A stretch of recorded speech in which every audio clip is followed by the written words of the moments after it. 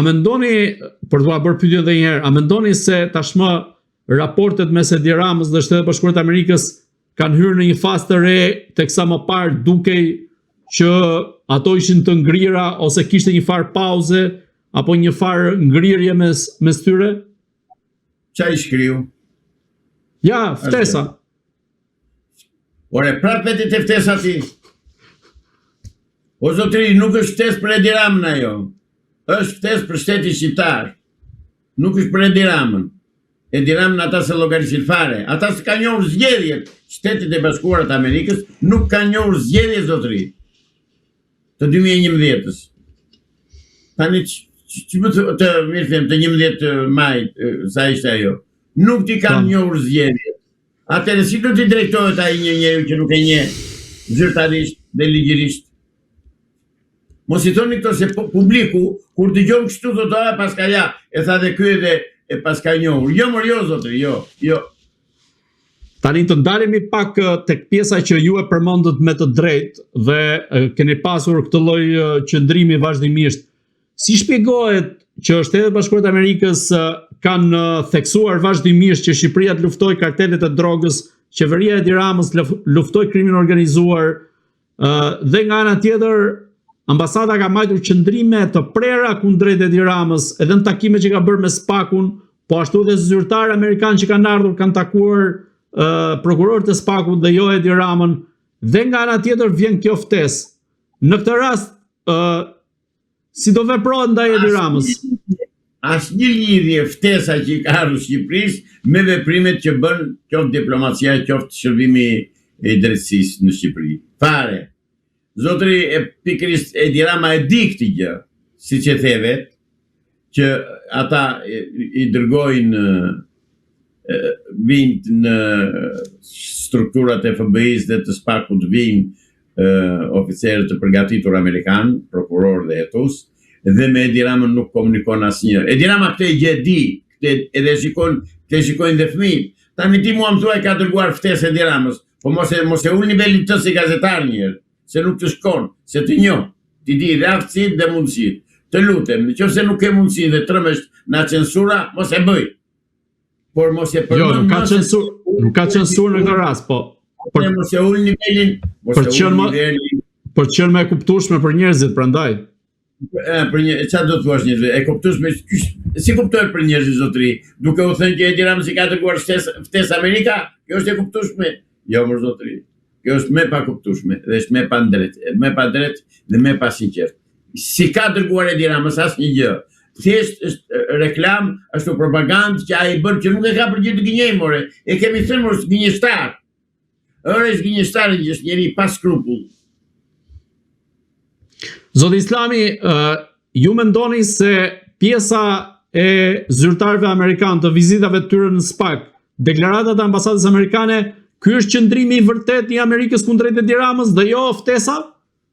Tani fole si duhet folur, ja tani e pikës. Këtu jemi dakord bashkë. Ai është qëndrimi amerikan. Fiks ai, qëndrimi i ambasadës dhe i ekspertëve amerikanë që vinë për të ndihmuar dhe për të ndihmuar strukturat e FBI-s dhe të SPAK. Ai është qëndrimi. Të tjerat mi the sa për të ngritur nervat mua, se për gjë tjetër nuk mi the. Zoti Islami, a mendoni se në 2027-ën Edi Rama do të mundet të organizojë samitin e NATO-s në Shqipëri? Po lemo se nuk e zë datë 1 prill ai, mos le 2027 aty, ai nuk zë 1 prill tani.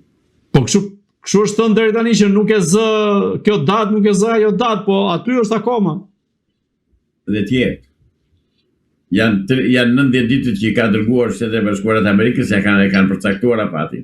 Brenda 90 ditës si Shqipëri do të shërnjoset korrupsioni, koka e korrupsionit, e krimit organizuar dhe e hajdutrisë dhe e spronësimit dhe e vjedhjes së pronave shqiptarëve është Edvin Kristaq Rama. Me bashkëpunëtorët e tij. Cilat janë këto 90 ditë, duke nisur nga sot? Duke nisur nga 1 janari. Pra do të thotë janar, shkurt, mars, merr fund. Në çfarë mënyre? Në çfarë mënyre? Do veproj ligji. Mënyra më e thjeshtë. Do veproj ligji.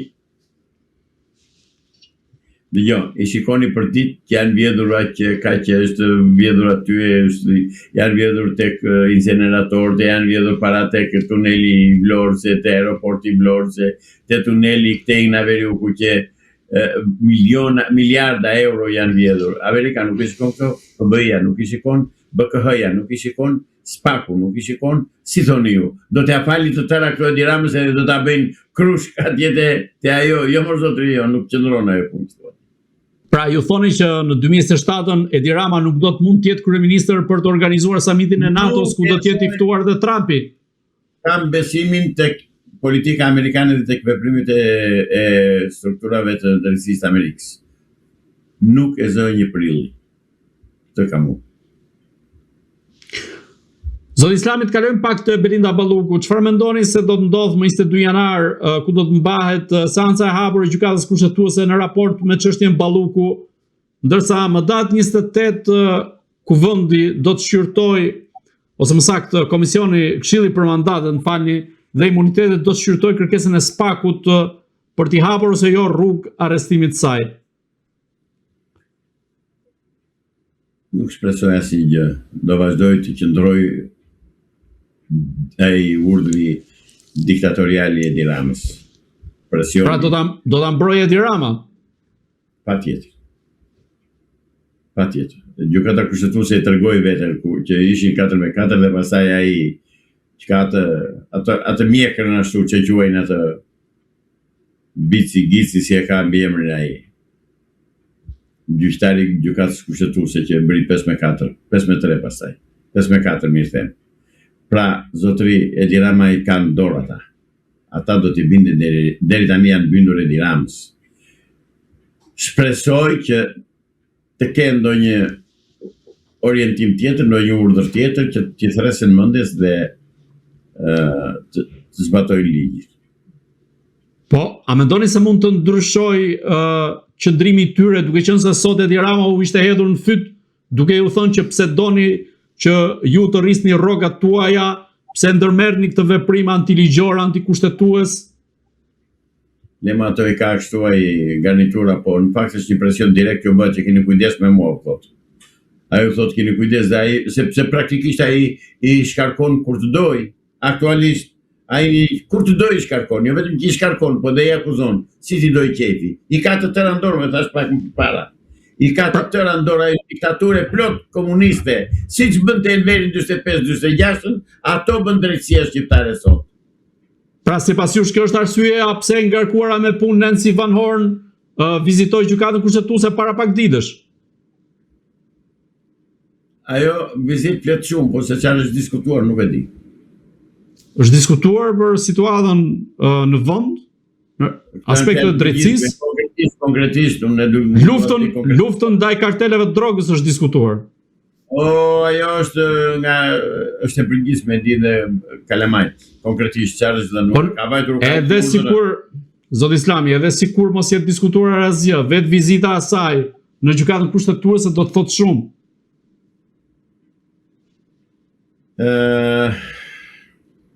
Nuk kam çfarë të them.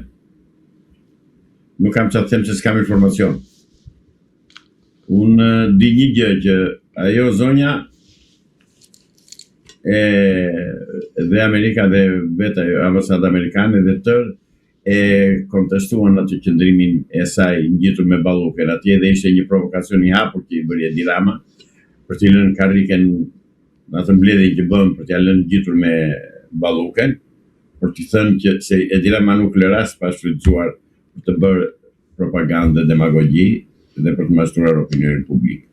Pra, ajo zonja di mirë sepse ka vatur dhe unë shpresoj, nuk e di, po shpresoj që atje të ketë vatur dhe të ketë thënë zbatoni ligjin dhe asnjë gjë tjetër, ndryshe do përgjigjeni me kokë. Do shohim. Zoti Islami, çfarë prisni nga Spaku të bëj tani tutje kundrejt të gjithë korruptuarve, veçanërisht ndaj aferave korruptive të dalës së fundmi të kryeministrit Edi Rama? Ka 2 vjet që po diskutohet dhe po flitet do bëhen arrestime, arrestime janë bërë, shumë janë bërë nga qeveria, në antarët e qeverisë, dhe ajo që presun dhe që shpresoj është që Ballukes t'i hiqet imuniteti, mos i shkoj më vula Edi Ramës, t'i thonë Edi Ramës shko futu atje në zyrë, atë kopshin e Edenit që ke ndërtuar atje, bën ndonjë poezi, ndonjë vjersh, ndonjë pikturë, se si drejtues shteti dhe qevereti ke marrë fund. Dhe praktikisht mendoj që kjo do bëhet. Zoti Islami, unë ju falenderoj që ishit në Agora News. Edhe unë ju falenderoj juve për ftesën. Të dashur shikues, bashkë do shihemi në intervista të tjera, por mos harroni të bëni subscribe në kanalin tonë në YouTube.